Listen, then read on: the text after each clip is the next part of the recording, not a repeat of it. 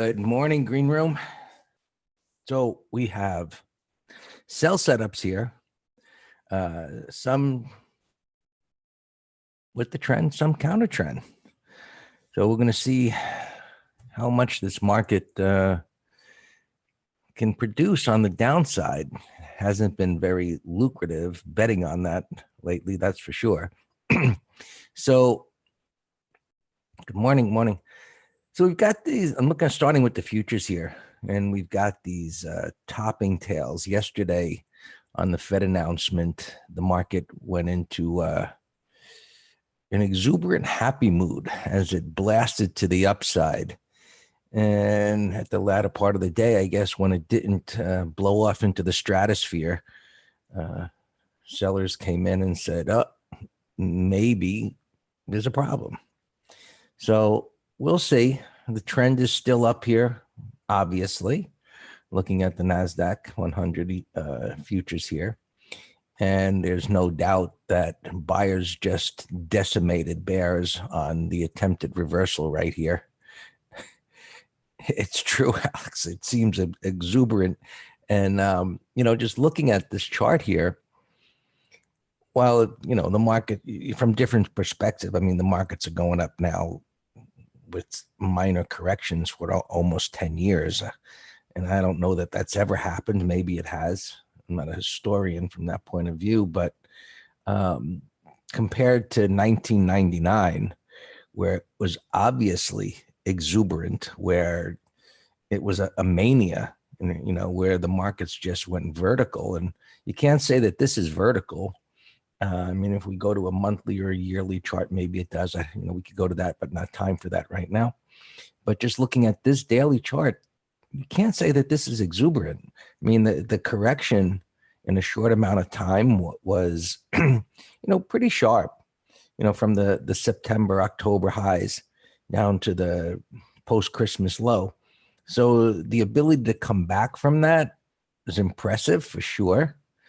And no correction whatsoever, where this type of corrective action, a downtrend like that, historically results in a W bottom or at least a higher low. And this was as if it was a 3% correction to minor support with a bottoming tail bar rather than a 20% correction, and things just blasted off again. So it's a kind of exuberant from that point of view, that there's such a, let's say, disrespect for the corrective action at the time. And looking at this chart here, this is, I guess, the most exuberant part of it, in that, the move from the low here is what I would refer to as a self-correcting type of uptrend. It really didn't pull back much here. It chopped sideways and then went higher, and chopped sideways and went up a little bit and chopped sideways. Kind of, a self-correcting uptrend keeps you second guessing all the time, because you have red bars ignored, such as these. And, the stalls in momentum make it questionable, especially after this happened.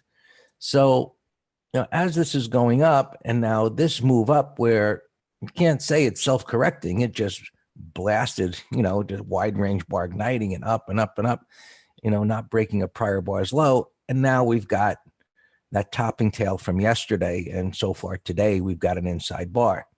So the trends are up, looking at NASDAQ here, and this is being driven by tech, of course, and that's what's been leading, where a lot of things are still underperforming. But this weekly chart, even though this suggests pullback, this suggests moving up to the all-time highs. So unless, it's unlikely to happen by Friday, but let's say by next week, we're looking at prices down here, the intermediate term bias has to be that this weekly chart is suggesting it continues to go up. Now, the fly in the ointment here is other markets like the transports that, well, it's kind of like, let's just call this a sloppy bull flag, but it's in a downtrend. So if this was above this high, it would be much more bullish. And so the transports have made a lower high, and they gapped down while they held that low here. Whether they can make a W bottom is uncertain. Looks more like it could break down with this kind of a pattern under the moving averages and such, but it's something that we'll have to keep an eye on. And the Russell, lower high, reversal, sell setup there. So sell setup with the trend, right? So this is broken, whereas the Qs, right, doesn't look exactly like the futures, because futures trading 24 hours would be a sell setup, against the prevailing trend, which says, hey, so if you are, let's say, more aggressive to trade against the trend, what you're dealing with. Now, this could possibly get out of hand on the downside because of the transports and the Russell. You have to keep that in mind. In addition, I have to fix this chart here. Let's see if I can reload this. Reload studies. Anyway, breadth is not what I'm focused on. More of the sentiment here, which has reached an extreme again. So a pullback of some degree to some level makes total sense that should happen. We've got that Fed announcement where, hey, the world is wonderful. They're not going to raise interest rates. Let's buy the markets, yada, yada. And so again, we have this little accelerated move, which increases the probability of a pullback because the next reference point of support is further away. So prices move between those reference points of support and resistance. And when prices accelerate higher, they get further away from those reference points where traders and investors want to buy the pullback. So they wait, and that's what causes larger pullbacks. The most bullish of markets won't pull back there. They'll go sideways and chop around. We don't know what will happen right now. And just going back to the futures where it's clear, you can see those topping tails. It's suggestive that prices would pull back at least to this 7,300 area or so, and we'll see what happens. And that's what we always do. We look at price patterns in multiple time frames. We see what they suggest. The more they're in alignment, like this is in alignment up and up, the greater the probability of pullbacks, in this case being viable. Whereas, say, the Dow, which is making a lower high, saying it's going to pull back, did not have as high a probability. So the problem in this market right now is the divergence between these markets where tech is driving the NASDAQ higher. We've got, the transports breaking down, of course, being influenced by FedEx yesterday. The Russell making a lower high and breaking down. The spiders looking kind of in between. No, it doesn't look like the NASDAQ 100, but it doesn't look like the transports and Russell, of course. So again, mixed messages, which makes it a little confusing rather than having everything firing on all cylinders, so to speak. So, and that is what it is. We recognize what it is. We know what we're dealing with. And that puts the odds in our favor because we're not being miraged trading, so to speak, about what we want to do, what we're afraid about happening, and getting our emotions out of it as much as possible.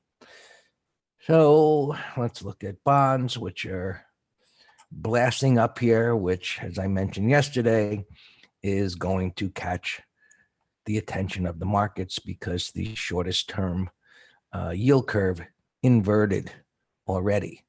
And that historically leads to longer term inversions, whereas that is going to bring a big bear market that will get ugly because that's what it always does. And we're not there yet, but it's something that we have to keep in mind. And while if these bonds continue to move up, those longer term yield curves are going to get inverted at some point.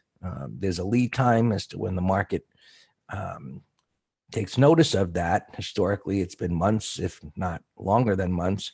As Dan asked me yesterday about that, I thought, well, information seems to be becoming faster and faster as it filters through the market. So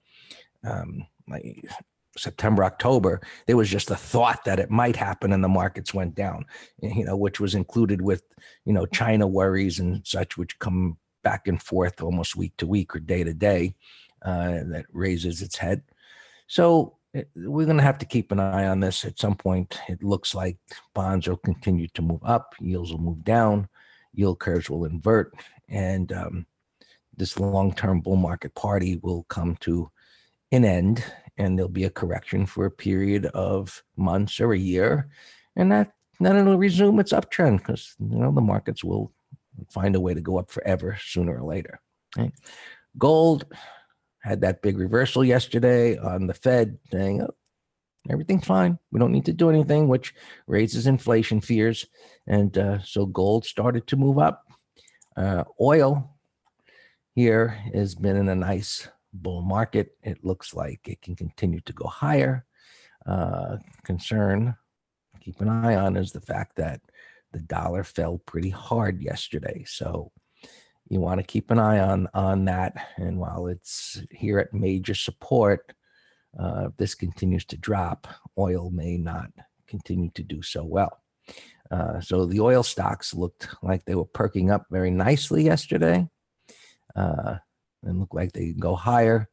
So almost no matter where you look, there are these mixed messages in this market, which kind of has to make you a little bit uneasy. But like we always say, if you've got a trading plan and money management, you can't get hurt too bad.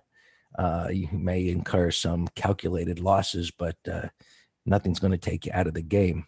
So that is the most important thing I can say, is that you can learn price patterns and intermarket analysis and market internals, but unless you learn money management, sooner or later, you're not going to be here. All right, Dan, all yours. You got some gappers jumping around here this morning, and some ugly. Yeah, bid is the disaster du jour for the owners today. Yeah. Well, biotech, that's why we tend to shy away from them other than the ETFs.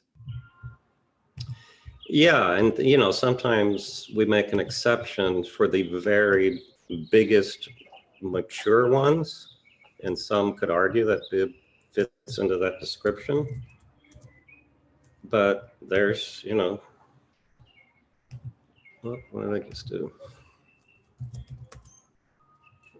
All right, this wonderful platform just locked up.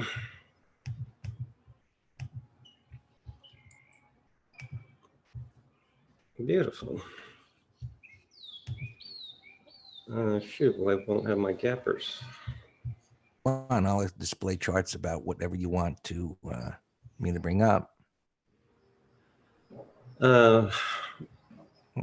TC, yeah. Whatever you want. Well, here, let me write these down on a paper, so when I log out, if it didn't save, at least I can come back to them. Like, wait, you can, well, CBMG. Want me to display it? Hold on. Yeah, why don't you reboot this? What's the symbol? Charlie, Bravo, Michael, Golf.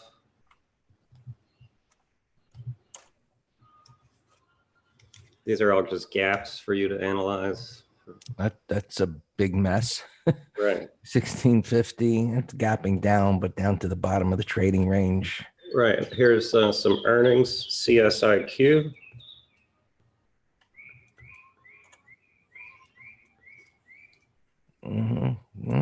Bearish down to 21, down to the next support level. Not what I would consider a good gapper, since it's gapping to support. Just for those listening, the best gaps, like this is nice because it's gapping below a base and a bottoming tail bar. But if it was just gapping just below here, that would be ideal to go intraday for a gap. Something gapping down to major support like that, and a relatively large gap, that's not going to be your better gap setup. Go ahead, Dan. Yeah, and just also so people know, these are just gaps that I have not analyzed yet. We do that purposely together as a lesson. MU. And earnings. Yeah, popped up to 42. good start. I mean, semiconductors look pretty good here. But it's got a little bit of this mess here to the left, but definitely one to keep an eye on. While it had that move yesterday, just thinking about across the sector, AMD looks good. And this is a better setup. It's got air above, or a void as we call it, wide range bar igniting. So this is one I like intermediate term, and should be bought on some bullish pattern.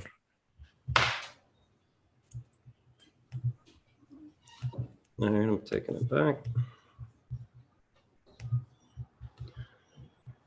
All right. This is a mess, gapping down 1130, very bearish, but it's a mess. FTDR 3060. Well, maybe, I don't know, maybe 30-minute high if it can bounce.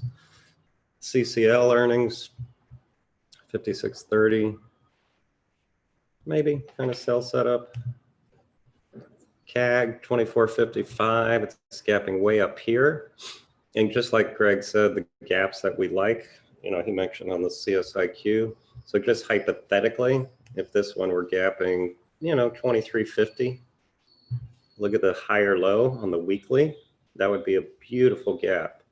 But, is it too excessive now? We'll have to watch it. ATU 25, nothing there. WPM 23 is gapping up a little bit, maybe 30-minute high. So with bios getting killed here with a bid.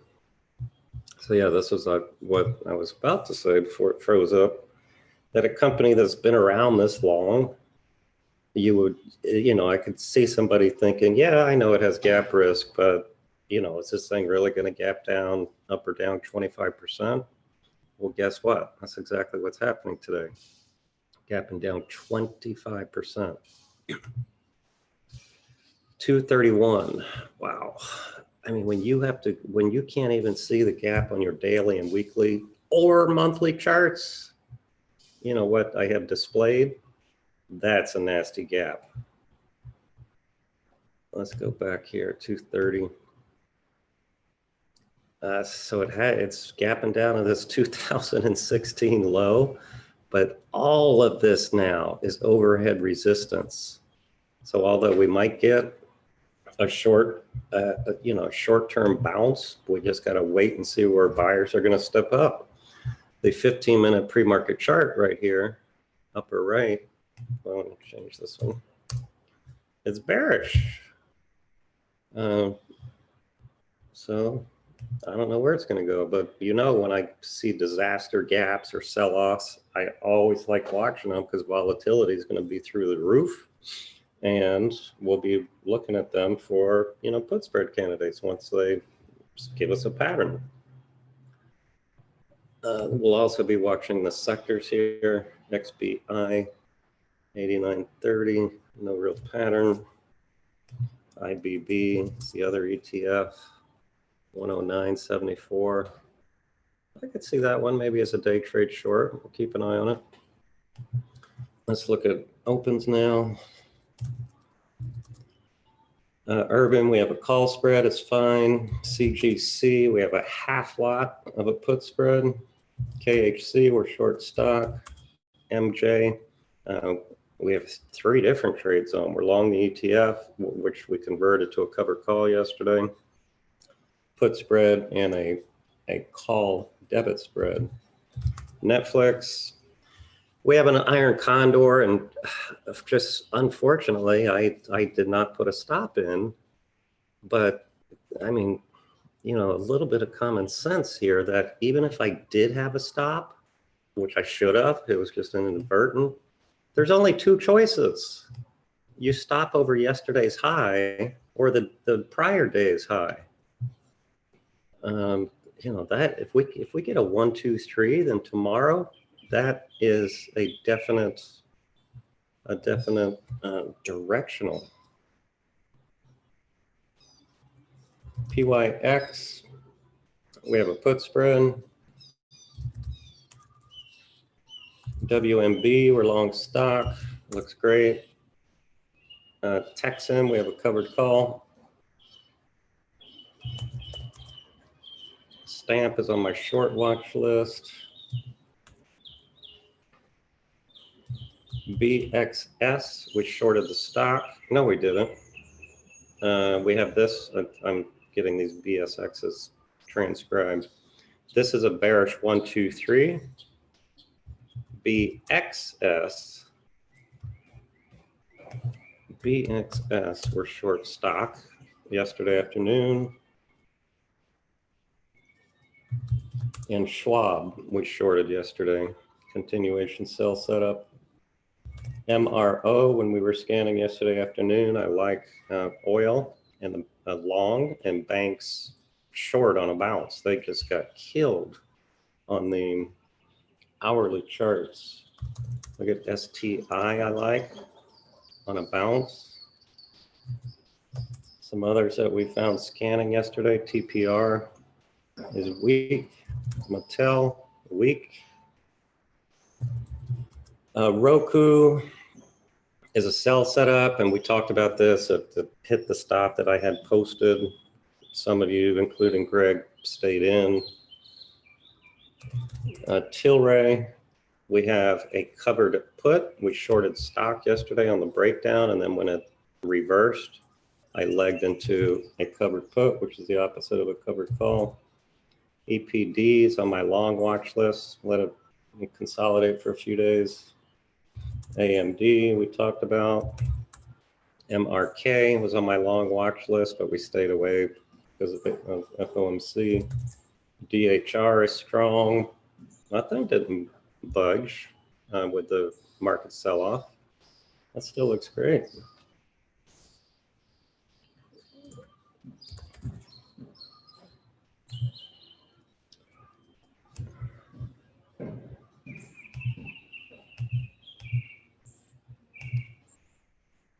CYTK.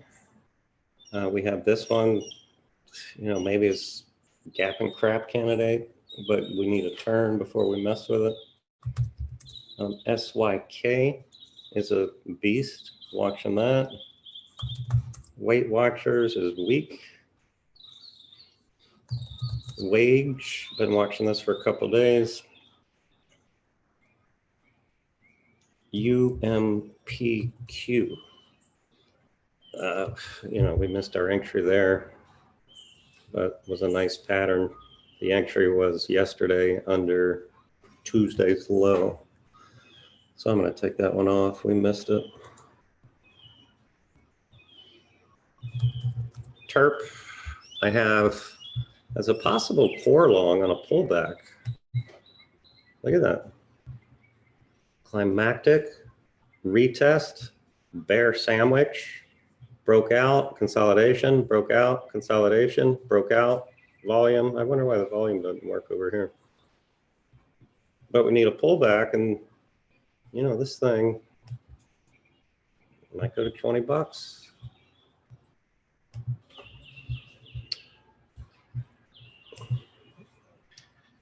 BPTH gapping down in 19, bearish gap but no pattern.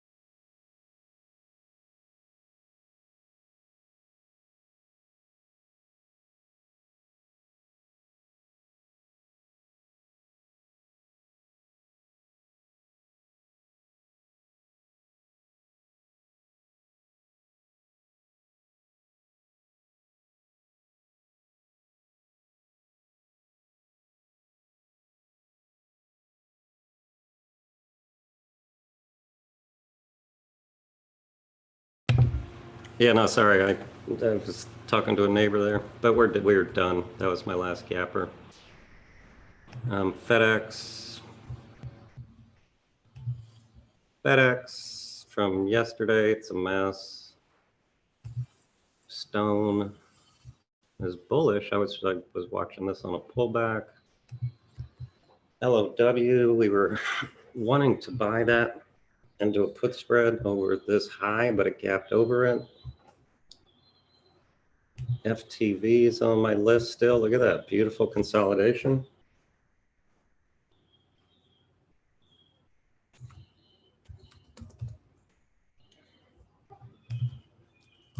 I had ISRG on my list from scanning. You know, it's near this prior high, but